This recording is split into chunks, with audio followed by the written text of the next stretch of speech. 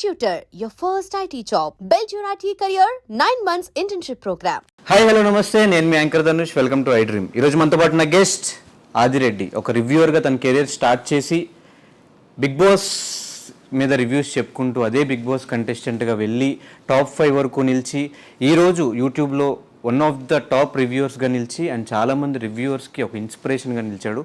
So big boss హౌస్లో తన journey ఎలా అనిపించింది అండ్ అలాగే ఒక రివ్యూవర్గా ఒక యూట్యూబర్గా తన జర్నీ ఎలా ఉంది, అంటే ఈజీగా సక్సెస్ ఎవరికి రాదు, ఇంత సక్సెస్ రావడానికి బ్యాక్ సైడ్ ఉన్న స్టోరీ ఏంటి, ఇవన్నీ కూడా తన మాటలో తెలిసిన ప్రయత్నం అయితే చేద్దాం.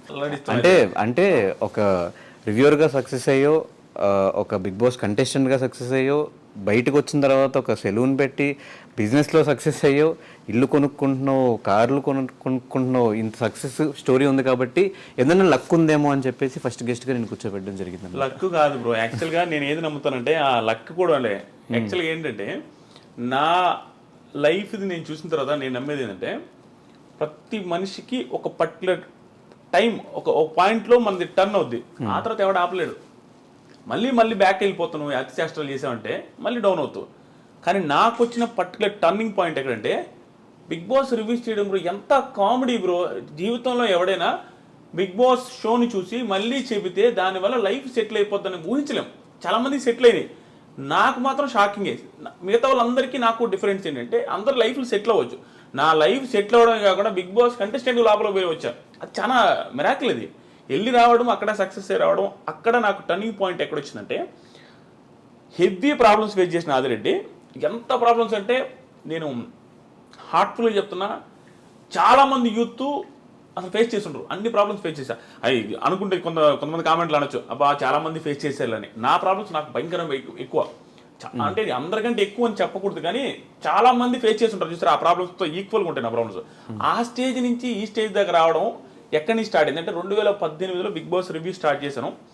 అది కూడా ఎంత కామెడీగా స్టార్ట్ చేసినా బ్రో. 2018లో సీజన్ 2 అప్పుడు స్టార్ట్ చేశా. ఎంత కామెడీగా అంటే నా ఫ్రెండ్ ఊరికి వీడియో పెడితే కామెడీగా ఓవర్ హుడీ వేసుకొని చేస్తుంటా. ఎంత పాత హుడీ అంటే ఆ పాత హుడీ వేసుకొని ఇట్లా పెట్టుకొని, అంటే నేనేదో పెద్ద తోపు అనే ఫీలింగ్తో చేస్తా ఉన్నాను ఇట్ట పవన్ కళ్యాణ్ స్టైల్లో.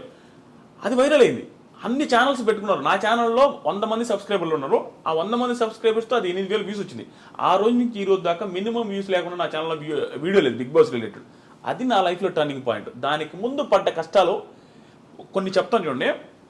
నేనదే లక్ అన్నా చూసారా, ఆ లక్ ఆ టైం ఉంది చూసారా, అది కలిసి వస్తే ఎవడు ఆపలేడు.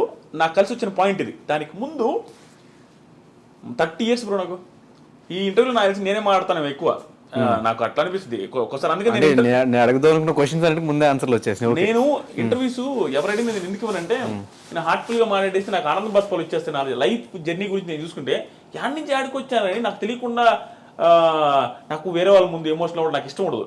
నేను ఎమోషనల్ అయిపోతా. నాకు అలా అనిపిస్తుంది. ఎందుకంటే ఎన్ని పీక్ ప్రాబ్లమ్ చూసి ఇప్పుడు ఎంత హ్యాపీగా ఉన్నాను నాయనని. ఇప్పుడు 30 years ఉన్నాయి బ్రో. ఎవ్వడు ఆర్డినరీ పర్సన్ ఎవరైనా కంపేర్ చేసుకోవచ్చు. నాది ఇప్పుడు 2018లో 30 years. 2018లో 30 కాదు, 2018లో నాకు 28 ఏమో. నా పెళ్ళి 8 ఏమో 30 years. ఓకే. సో 30 years వరకు నేను 29 years వరకు నేను సెటిల్ అవ్వలేదు. సెటిల్ ఇన్ ద సెన్స్ ఏమీ లేదు నా లైఫ్లో. మా ఒక సింధనూరు అనే ఊరు ఉంటుంది, నేను ఇది ఎక్కడ చెప్పలా. నేను ఎలక్ట్రికల్ ఇంజనీర్. కొన్ని నేను చెప్పలేను, మరి ఓవర్ డ్రామాటిక్గా ఉంటుంది నా లైఫ్ స్టోరీని. కొన్ని చెప్పను, ఈరోజు కొన్ని చెప్పలేను. కానీ ఎందుకు చెప్పాలి అంటే ఆడియన్స్లో మీరు రివ్యూ స్టార్ట్ చేసిన తర్వాత మిమ్మల్ని చూసి ఓకే ఇలా కూడా సంపాదించేసి డబ్బులు అని చెప్పి యూట్యూబ్లో చాలామంది రివ్యూ స్టార్ట్ చేసిన వాళ్ళు ఉన్నారు. వాళ్ళు సక్సెస్ అయ్యి వాళ్ళ లిమిట్లో వాళ్ళు సంపాదించుకుంటున్న వాళ్ళు కూడా ఉన్నారు. కాబట్టి ఇలాంటి స్టోరీస్ అని వింటే అందరికీ ఇన్స్పిరేషన్గా ఉంటుంది కాబట్టి అడుగుతున్నా క్వశ్చన్. సింధనూరు అనే ఊర్లో నేను ఎలక్ట్రికల్ ఇంజనీర్ అయి ఉండి పరిస్థితి బాగాలేక సివిల్ ఫీల్డ్లో సివిల్ ఇంజనీర్ యాక్టింగ్ చేస్తూ తార్ రోడ్ల దగ్గర ఇలా పెట్టి ఆ మీటర్ ఉంటుంది, ఓన్లీ సివిల్ ఇంజనీర్స్ కంపేర్ చేసుకోవచ్చు, వాళ్ళకి అర్థమవుతుంది ఎన్ని సెంటీమీటర్స్ తారు వచ్చిందని ఇటు చూడాలి వంగి. అది చేసేవాడు నేను. మొత్తం నల్లగా అయిపోయి తార్ రోడ్డు దగ్గర 13,000 14,000 ఇచ్చేవాళ్ళు. అక్కడ పని చేస్తున్నప్పుడు అక్కడ చిన్న రూమ్ ఇస్తారు మాకు. ఆ రూమ్లో ఉన్నప్పుడు మా నాన్న ఒకరోజు కాల్ చేసిండు, బాధపడతా. అప్పుడు పొజిషన్ చాలా బ్యాడ్గా ఉండేది అనమాట. ఎట్టొకటి చేసుకోరా, సెటిల్ అవ్వరా, నువ్వు నీది ఒకటే నాకు బాధ. ఎందుకంటే బాధ నాది ఒకటే కాదు, మా చెల్లెళ్ళు బ్లైండ్, మా చెల్లికి కనిపించదు, మా చెల్లి పెళ్లి చేసుకొని అంటుంటుంది, అదొక పక్క మా నాన్నకి బాధ ఉంది. ప్లస్ మా మదర్ సూసైడ్ చేసుకొని చనిపోయి ఉన్నారు, అదొక బాధ ఉంది. ఫైనాన్షియల్గా బీభత్సమైన ప్రాబ్లమ్స్లో ఉంది, పీక్ ప్రాబ్లమ్స్. 11 లక్షల చిల్లర బ్యాంకులో లోన్స్ ఉన్నాయి మా నాన్నకి. నాకు తెలుసు. నేను రాజకీయాలు పెద్ద కాన్సన్ట్రేట్ చేయను కానీ ప్రతిసారి ఎలక్షన్లకు ముందు ప్రతిసారి దేవుని మొక్కునేది ఏం తెలుసు. ఒకప్పుడు మా నాన్న మా అకౌంట్లో అదే మా లోన్స్ ఏదైతే ఉంటాయో చూసారు అగ్రికల్చర్ లోన్స్, అవి అయితే వెళ్ళిపోవాలా, అది ఎవడు హామీ ఇస్తే వాళ్ళు గెలవాలని కోరుకునేది. చాలా మంది ఇచ్చారు అట్లాంటి హామీలు. ఈసారి అగ్రికల్చర్ లోన్స్ మొత్తం పోతాయి, వాళ్ళు ఇచ్చారు వీళ్ళు ఇచ్చారు, అన్ని ఈ గవర్నమెంట్ ఇచ్చింది ఆ గవర్నమెంట్ ఇచ్చింది. ప్రతిసారి నేను ఎవరి హామీ ఇస్తే వాళ్ళు గెలవాలనుకున్నాను. అంటే నాకు లైఫ్లో ఇంకేం గోల్స్ ఉండేది బ్రో. నా లోన్స్ క్లియర్ అయిపోతే మా నాన్న హ్యాపీ నేను హ్యాపీ అనుకున్నాను. అలా మా నాన్న ఆ రోజు సింధనూరు దగ్గర ఫోన్ చేసినప్పుడు బాధపడతా మాట్లాడాడు. అది నాకు ఇప్పటికీ గుర్తుంది. ఆ రోజు నుంచి మళ్ళీ ఆ 30 ఏళ్ళు అని చెప్పేసి పెళ్ళి అయ్యే రోజు వరకు నాకు పిల్లని ఎవరు ఇచ్చేవాళ్ళు లేరు బ్రో. అంటే ఇంకా నా పెళ్లి గురించి టాకే వచ్చేది లేదు మా ఇంట్లో. ఎందుకు సంపాదించట్లేదన్నా లేకపోతే? నేను అప్పుడు ఎంత బ్రో 48 కేజీలు పెట్టినోని, 50 కేజీలు నా హైట్ ఇంతే ఉండదు, 6.3 48 కేజీల వెయిట్తో మా అమ్మ సూసైడ్ చేసుకున్న ఇంటికి ఎవరైనా అంటే ఎందుకు సూసైడ్ చేసుకున్నదో, ఎన్ని ప్రాబ్లమ్స్ ఉన్నాయో, ఆ ఇంటికి మళ్ళీ కోడలు ఎవరైనా ఇవ్వాలనుకుంటారా? ప్లస్ మా ఇంట్లో మా చెల్లెలు అలాగే ఉంది, ఒక పర్సన్ హ్యాండిక్యాప్డ్ పర్సన్ ఉండే ఇంటికి ఎవరు ఇవ్వాలనుకోరు. అలాంటి సిచ్యువేషన్లో ఉన్న నాకు పెళ్లి తాట మా ఇంట్లో లేదు, నాకు లేదు. ప్లస్ అప్పులు నేను అందరికీ తెలుసు. ఆ పొజిషన్ నుంచి 30s నాకు ఎలా ఉన్నాడు చూడు. నా పెళ్లి కాలేదు, ఎవరికైనా ఒక పర్సన్కి ఎలా ఉంటుంది బ్రో, జాబ్ లేదు, పెళ్లి కాలేదు, అందరూ అడుగుతారు. మన ఫ్రెండ్స్కి మన ఫైనాన్షియల్ ఇదేంది తెలియదు. మన బయటికి ఫ్రెండ్స్కి ఏమంటారు, ఫోన్ చేసి ఏం మామ ఎప్పుడు పెళ్ళి అంటారు.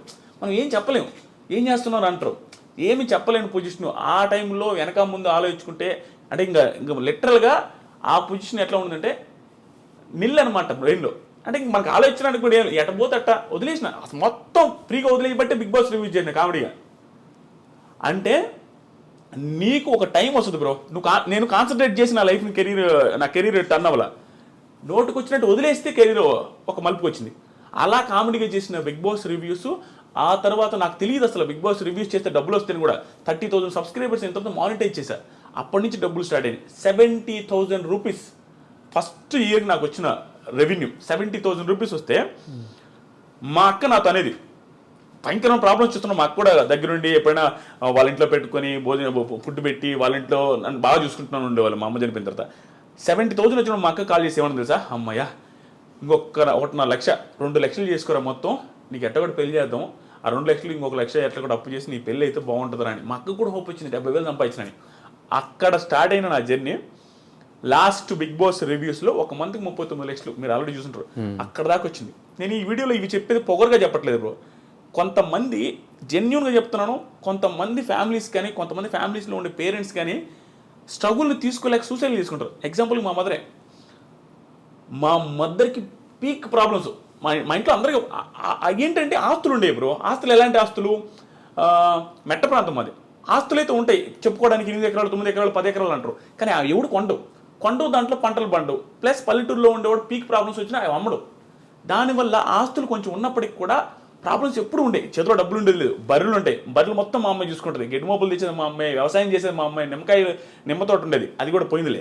అక్కడికి పోయేది మా అమ్మాయి, మాకు వండి పెట్టేది మా అమ్మాయి, 4 పిల్లకాయలని. అన్నీ చూసుకునేసరికి మా అమ్మకి బాగా, మా అమ్మ కూడా హైట్ ఎక్కువ, సన్నంగా ఉండేది. అంత ప్రాబ్లమ్స్ ఫేస్ చేస్తే ఒకసారి హోటల్ ఉండేది మాకు.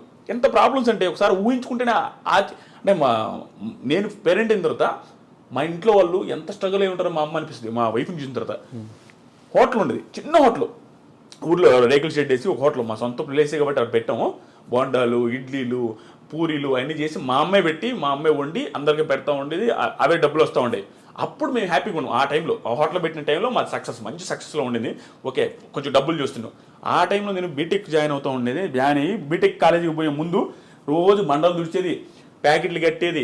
నాకు ఇష్టం ఉండదు, ఎవరికి ఇష్టం ఉంటుంది బ్రో. బిల్డప్ ఇవ్వాలని ఎవరికైనా ఉంటుంది. మిడిల్ క్లాస్ పర్సన్ బిల్డప్ ఇస్తాం. బీటెక్ స్టూడెంట్ అంటే ఏమనిపిస్తుంది, సో బిల్డప్ ముందు అనుకునే వాళ్ళం. ఆ ప్యాకెట్లు కట్టుకుంటా అవి క్లీన్ చేసుకుంటూ ఉండేది. ఆ టైంలో మా అమ్మకు ఒకరోజు నేను పూరి చేస్తా, పూరి బాండలు మొత్తం కాలం మీద పడిపోయింది. వేడి ఆయిల్ డైరెక్ట్ పూరీలు చేస్తూ ఉంది, అది స్లిప్ అయి పడిపోతే ఆ పడ్డ కాళ్ళంతా కాలిపోయింది, ఎగిరొచ్చి ముఖం మీద అంతా పడ్డాయి. మొత్తం ముఖం కాలింది, కాళ్ళు కాలి. మా అమ్మ ఆల్మోస్ట్ 3-4 నెలలు బెడ్ రెడ్. అక్కడి నుంచి అంటే ఆ రోజు నుంచి మా అమ్మకి మొత్తం టర్న్ అయింది. అంటే ప్రాబ్లమ్స్ ఏమి ఎక్కువ ఉన్నాయి, లోన్స్ ఏమి ఎక్కువ ఉన్నాయి, మా చెల్లెలది ఒక బాధ, ప్లస్ మా నాన్న పెద్దగా వర్క్ చేయడు, నాదొక బాధ, నాకు జాబ్ లేదు, ఇవన్నీ బాధలు పెట్టుకొని ఆ టైంలో మా అమ్మ ఏమనిపిస్తుంది అంటే ఈ పెయిన్స్ ఎక్కువ ఉండేవి, బ్యాక్ పెయిన్ ఎక్కువ వచ్చేది, ఈ ఆయిల్ పడ్డ మంటలు ఎప్పుడు ఉండేవి. దానివల్ల సడన్గా ఒకరోజు సూసైడ్ చేసుకుని చచ్చిపోయింది. అది ఎందుకు చచ్చిపోయింది, ఏమి రీజన్స్ అనేది తెలియదు. మాకు అర్థమైంది ఏంటంటే ఎప్పుడు బ్యాక్ పెయిన్ అంటూ ఉంటుంది, ఈ మంటలు అంటూ ఉంటుంది, పరిస్థితులు బాగాలేవు, అప్పులు ఎట చేయాలనేది. ఎందుకంటే మా అమ్మ ఒక్కటే కష్టపడతా ఉంటుంది. అవన్నీ తట్టుకోలేక సూసైడ్ చేసుకుని చచ్చిపోయింది బాత్రూమ్కి వెళ్ళి. అది కూడా నార్మల్. ఆ రోజు కూడా లాస్ట్ ఫుడ్ తినింది నేనే. గోంగూర పచ్చడి నాకు ఎప్పటికీ గుర్తుంది. అంటే మన బెల్ల పెట్టుండదు తెలుసాను. ఇప్పుడు నేను రిగ్రెట్ ఫీల్ అవుతా.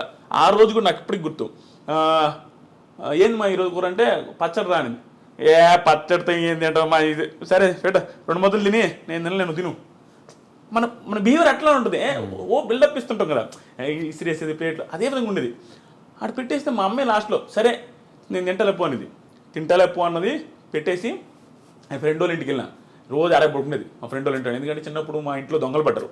అప్పటి నుంచి నాకు దొంగలు అంటే భయమే. మా ఇంట్లో పడుకున్నాను. అక్కడికి వెళ్తే నేను వేరే ఫ్రెండ్స్తో ఫోన్ మాట్లాడుతున్నా 11-11 టైంలో. నాకు ఫోన్లు వస్తా ఉన్నాయి మా ఇంట్లో నుంచి నాన్ స్టాప్గా. కట్ చేస్తా ఉన్నా, మనకి ఓవరు కట్ చేస్తున్నా. ఒక టైంలో ఏక ఫోన్ చేస్తానంటే ఇంటికి అడిగినా అన్నాడు. మర్చిపోయింది నేను ఫోన్ ఎత్తకపోతే నా ఫ్రెండ్ లోపల ఇంట్లో ఉన్నాడు. వాడికి ఫోన్ చేసి అది ఏంది ఫోన్ ఎత్తట్లేదు, ఒకసారి ఇంటికి రమ్మని రాను. వాళ్ళకి మా అమ్మ చచ్చిపోయిన విషయం చెప్పేశారు. అలా చెప్పేశారు. నేను బయట ఫోన్ మాట్లాడుతున్నా నైస్గా. వాడు పప్పు తిన్న అన్నంతో వచ్చిండు బయటికి వచ్చి, మామ మీ ఇంటి దాకా పెద్దామా అన్నాడు. నువ్వు పోయి రాపరా, మీ అన్నతో నాకు పని ఉందంటే నువ్వు పోయి రాపరా. వాడేమనంటే ఎక్స్ట్రా చెప్పడు రామమ్మ అనేసరికి సరే అని నేను ఫోన్ కూడా ఫోన్ పెట్టకుండా మధ్యలో కూర్చొని బైక్లో మాట్లాడుతూ ఉన్నా. వాడులో మా ఫోన్ పెట్టి అన్నాడు. ఫోన్ పెట్టి అన్నాడు.